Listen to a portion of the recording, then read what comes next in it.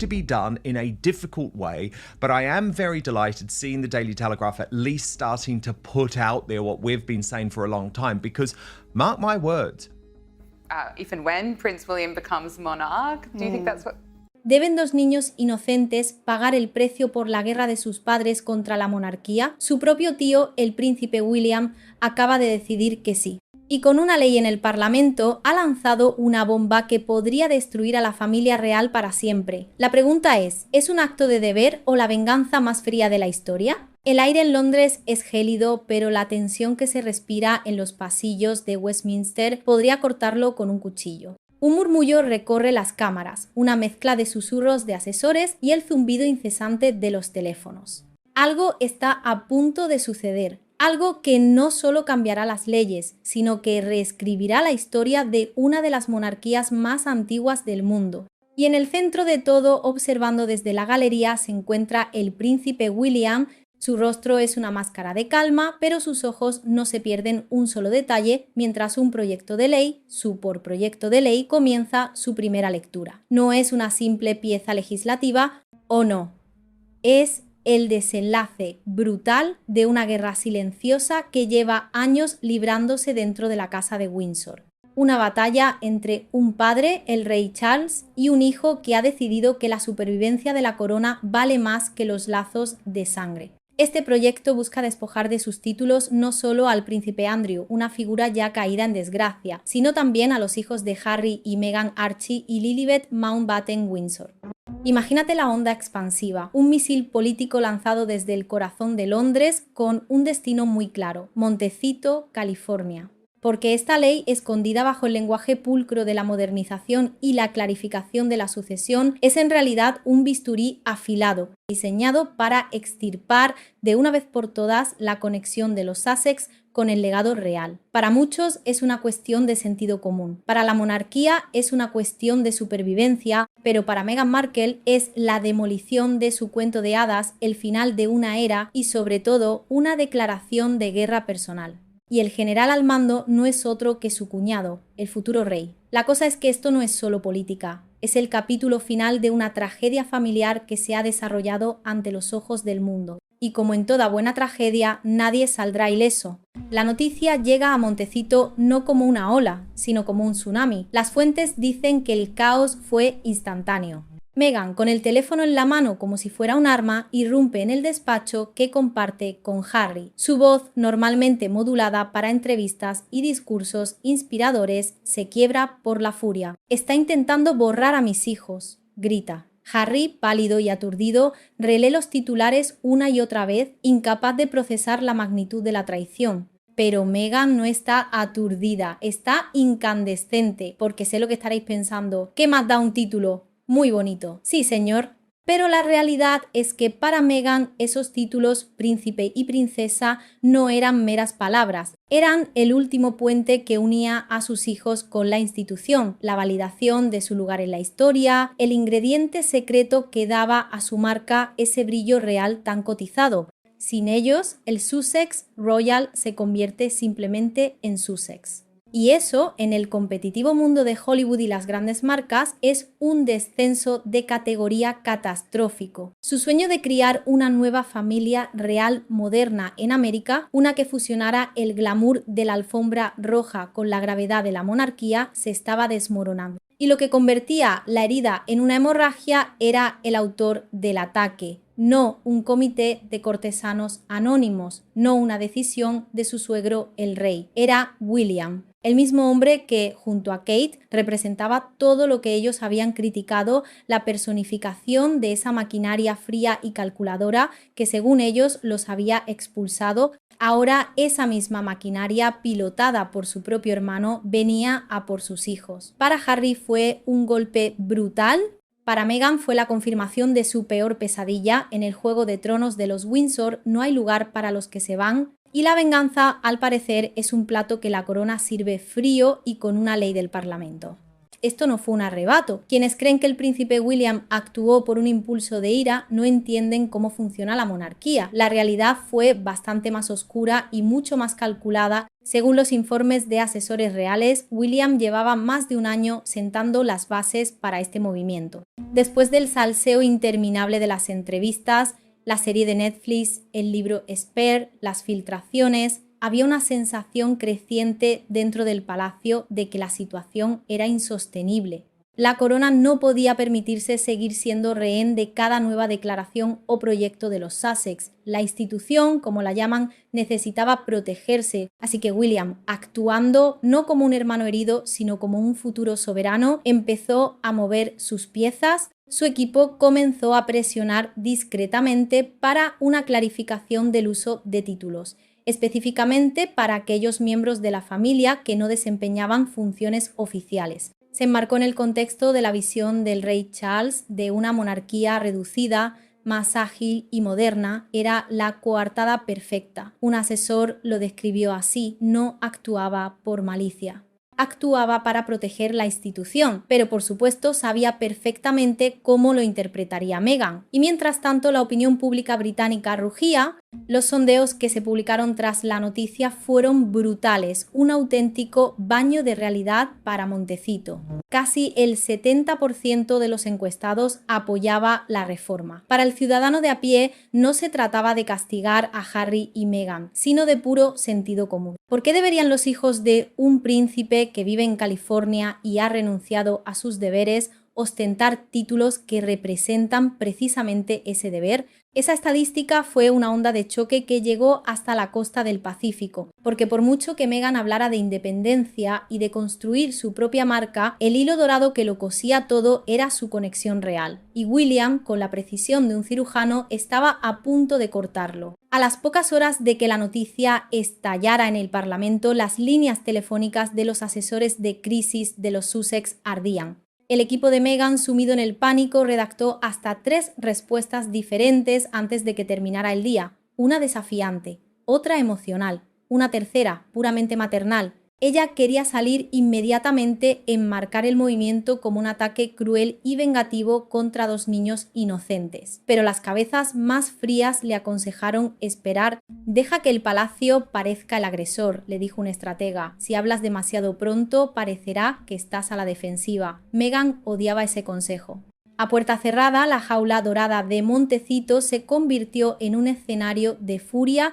«Está tratando de borrarlos de la historia», repetía, paseando por el salón. «Me odian tanto que están castigando a niños inocentes». Harry, mientras tanto, intentaba calmarla, pero las fuentes cercanas a la pareja dicen que hasta él estaba conmocionado. Siempre había creído, en el fondo, que su hermano nunca cruzaría esa línea. Pero William lo había hecho, y esa constatación golpeó a Harry como un mag. Al otro lado del Atlántico, en Londres, la estrategia era la antítesis del caos de California, un silencio ensordecedor. William permanecía impasible, ni una palabra ni un comentario.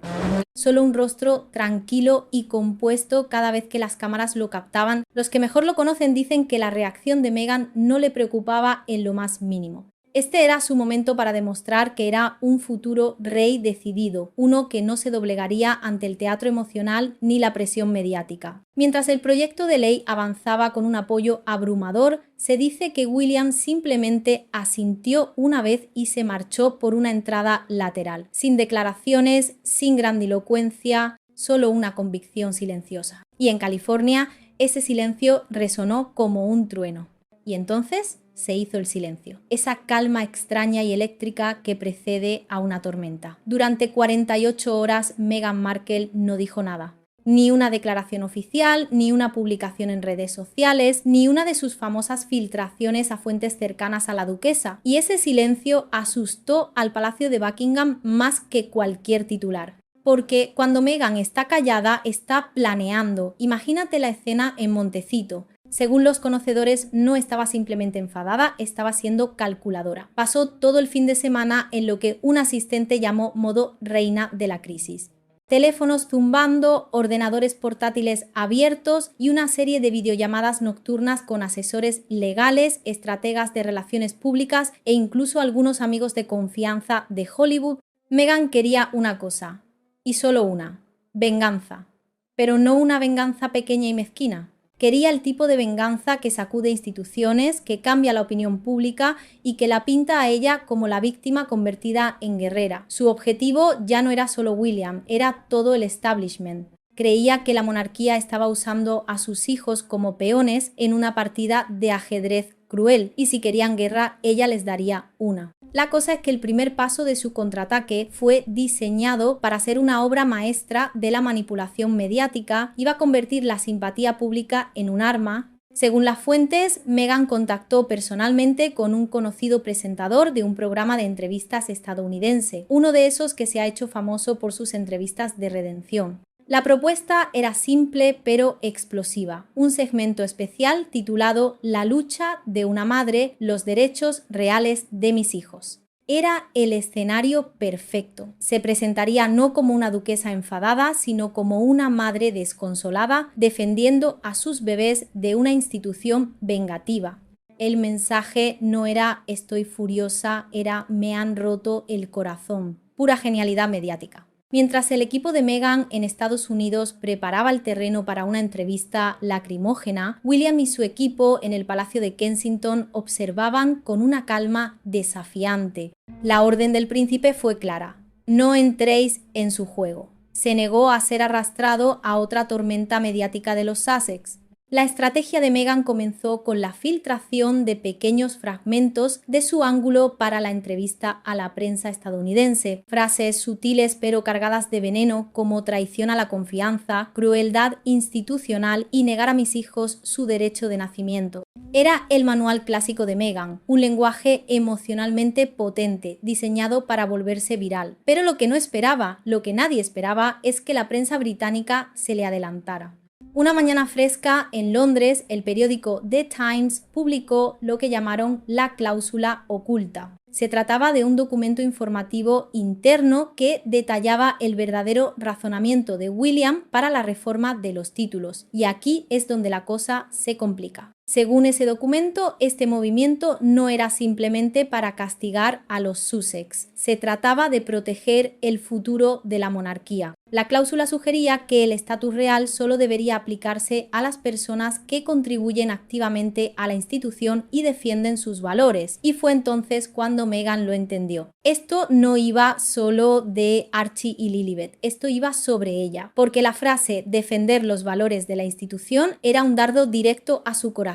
Significaba que el palacio había decidido que ella no los defendía. Una fuente cercana a Meghan le dijo a Page Six: cuando leyó eso, perdió el control por completo. Dijo: están reescribiendo las reglas para borrarme a mí. El cuento de hadas se había convertido en una pesadilla y Meghan se dio cuenta de que no luchaba por el futuro de sus hijos, sino por la validación de su propio pasado. Harry, por su parte, estaba atrapado en la peor guerra de lealtad de su vida. Se dice que llamó a su padre, una llamada que según los de dentro no fue bien. El rey Charles expresó su simpatía, pero se mantuvo firme. La decisión, le dijo a Harry, era más grande que los sentimientos personales. La monarquía necesitaba protegerse, pero lo que más le dolió a Harry fue saber que su hermano, la única persona que pensó que protegería a la siguiente generación, había liderado el ataque. William ha tomado su decisión, le dijo supuestamente a un amigo. Ha elegido la corona por encima de la sangre. De vuelta en Montecito, la estrategia de venganza de Meghan evolucionó.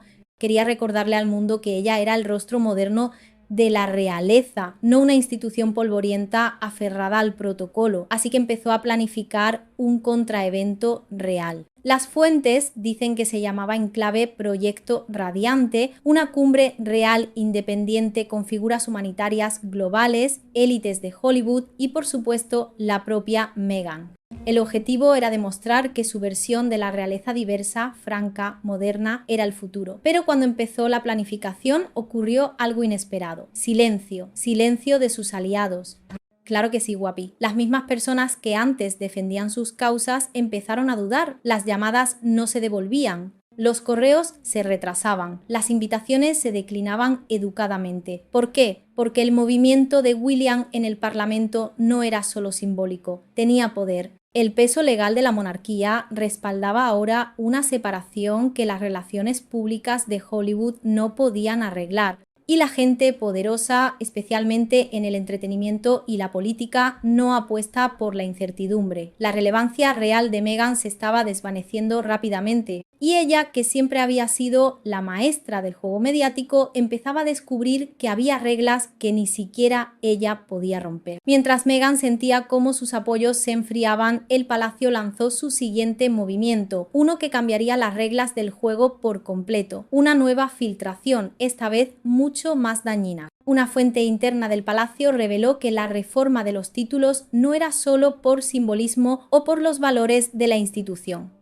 Había inconsistencias legales en los registros de nacimiento de los niños, particularmente sobre dónde y cómo se habían archivado esos documentos. No era una acusación directa, pero era peor, sembraba la duda, el tipo de duda que puede convertir un debate mediático en un escándalo mayúsculo. De la noche a la mañana, la historia cambió de rumbo. Lo que había comenzado como una discusión sobre títulos se convirtió en una cuestión de verdad. Habían sido los Sussex completamente transparentes sobre la elegibilidad real de sus hijos, y si no, ¿qué más estaban ocultando? Para el tercer día, los titulares eran despiadados. Bomba real. Abogados del palacio revisan la documentación de Archie y Lilibet dentro del gabinete de guerra de William, cómo el heredero tomó el control de la corona. Derrumbe en Montecito la furia de Meghan por la traición del Parlamento. Para Meghan la situación se estaba descontrolando más rápido de lo que podía manejar.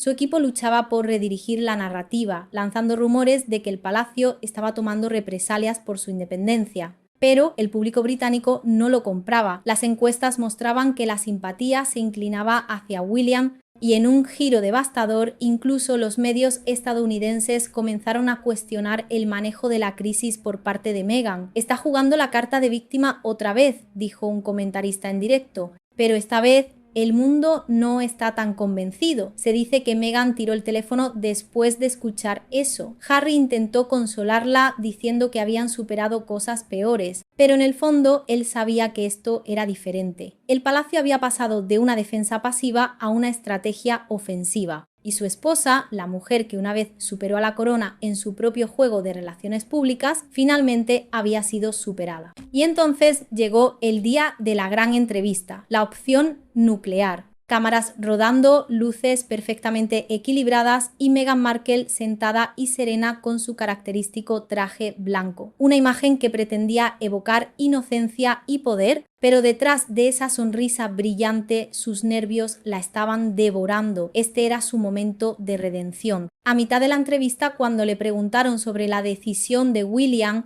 el tono cuidadosamente ensayado de Meghan falló. Parpadeó rápidamente, visiblemente afectada, y su voz tembló. Simplemente no entiendo cómo una familia puede ser tan cruel, dijo forzando una lágrima. Mis hijos no hicieron nada malo, era crudo, emotivo, perfectamente cinematográfico. Pero justo cuando el público comenzaba a sentir esa chispa de simpatía, la tormenta golpeó. Minutos después de que se emitiera la entrevista, el Palacio de Buckingham emitió un comunicado, breve, comedido y absolutamente devastador. Sus Altezas Reales, el príncipe y la princesa de Gales, actuaron de acuerdo con el Consejo Constitucional y los deseos de larga data de su difunta majestad con respecto al uso de títulos para los miembros no trabajadores de la familia real. Los asuntos relacionados con los títulos han sido revisados a fondo y finalizados. Y ya está, sin drama, sin refutación, pura e inquebrantable autoridad real. La implicación fue clara como el cristal. Esto no era cosa de William. Este era el plan de la reina desde el principio. De repente, la narrativa se invirtió. El emotivo alegato de Meghan ahora parecía manipulador, deshonesto, la prensa la destrozó. El berrinche de Meghan falla, los deseos de la reina vindicados, el palacio supera a la máquina de RRPP de los Sussex. Lo que debía ser su regreso triunfal se convirtió en un autogol espectacular. Y mientras el mundo diseccionaba cada fotograma de esa entrevista, algo más sucedía entre bastidores. El palacio estaba finalizando una separación permanente, sin títulos oficiales para los niños y, lo más demoledor, sin posibilidad de reingreso futuro en la vida real. Los Sussex estaban oficialmente solos cuando la noticia del comunicado del palacio y la separación permanente llegó a Montecito. Las fuentes dicen que Meghan entró en pánico total. Su mundo, construido con tanto cuidado, se venía abajo. La jaula dorada de California de repente se sentía muy pequeña y muy solitaria. Se la describe paseando, gritando que estaban borrando el legado de sus hijos. No pueden hacerme esto. Soy su madre, repetía una y otra vez. Era el grito de una mujer que se daba cuenta de que había perdido el control de su propia historia. Pero esta vez Harry no corrió a defenderla, no emitió un comunicado furioso, no llamó a los medios. El hombre que una vez declaró la guerra a la prensa por ella ahora estaba en silencio. En su lugar, según los informes, levantó el teléfono e hizo la llamada que llevaba años pendiente. Habló con su hermano. Fue una conversación tensa, llena de largos y dolorosos silencios. El Fengo, no hubo gritos, no hubo recriminaciones, solo el peso de todo lo que se había roto entre ellos. Y al final, William, según se dice, le dijo una frase que selló el destino de los Sussex para siempre. Tomaste tus decisiones, Harry. Todos lo hicimos y ya está. Por primera vez en años, los dos hermanos vieron las cosas con claridad, no como príncipes, sino como hombres parados en lados opuestos de la historia. A partir de ahí, el imperio de Meghan se desmoronó en cámara lenta. Uno por uno, sus socios comerciales se distanciaron. Los ejecutivos de las grandes plataformas de repente reevaluaron la alineación de su marca. Las invitaciones a los grandes eventos dejaron de llegar. La misma élite de Hollywood, que una vez brindó por ella bajo los candelabros de Beverly Hills, ahora susurraba a sus espaldas, llamándola radioactiva. Incluso Harry, cansado, en conflicto y roto, comenzó a pasar más tiempo en el Reino Unido, reconectando con viejos amigos y organizaciones benéficas. Empezaron a circular rumores de que podría aceptar un papel discreto en futuros eventos reales, no como un príncipe de pleno derecho, sino como un constructor de puentes, tratando de reparar las fracturas de una dinastía destrozada. Y Meghan, ella lo observó todo desde la distancia. La familia que intentó modernizar le cerraba las filas sin ella. El marido que luchó por proteger se le escapaba entre los dedos. Los títulos que una vez usó como arma se convertían en polvo. No se suponía que terminara así. Pero esa es la tragedia del viaje real de Meghan Markle. Jugó el juego como si fuera Hollywood, todo focos y guiones, olvidando que en la monarquía el silencio a menudo gana con más fuerza que el escándalo. Al final no hubo discursos dramáticos ni feroces derribos públicos, solo el silencioso zumbido de la historia avanzando, dejando a Meghan atrás. Porque si algo nos enseñó esta saga es que las instituciones antiguas tienen una memoria muy larga y una paciencia infinita. Y como dijo un veterano cortesano, con una finalidad escalofriante. La corona no lucha, espera, y al final siempre gana. Pues eso ha sido todo por el vídeo de hoy, espero que os haya resultado muy interesante. Si te ha gustado este vídeo, déjame este emoticono de aquí en los comentarios. Y si no sabes qué comentar, que siempre se agradece que comentéis, me puedes dejar este emoticono en los comentarios y yo te daré like tan pronto como pueda. Muchas gracias a los miembros del canal por apoyarnos de esa manera. Y ahora sí, sin nada más que decir, nos vemos en la próxima. ¡Chao! Pues eso ha sido todo por el vídeo de hoy, espero que os haya gustado y que os haya resultado interesante. ¿Qué pensáis vosotros? ¿Fue una jugada maestra de William para proteger la corona o la venganza definitiva contra Meghan? Dejármelo saber en los comentarios.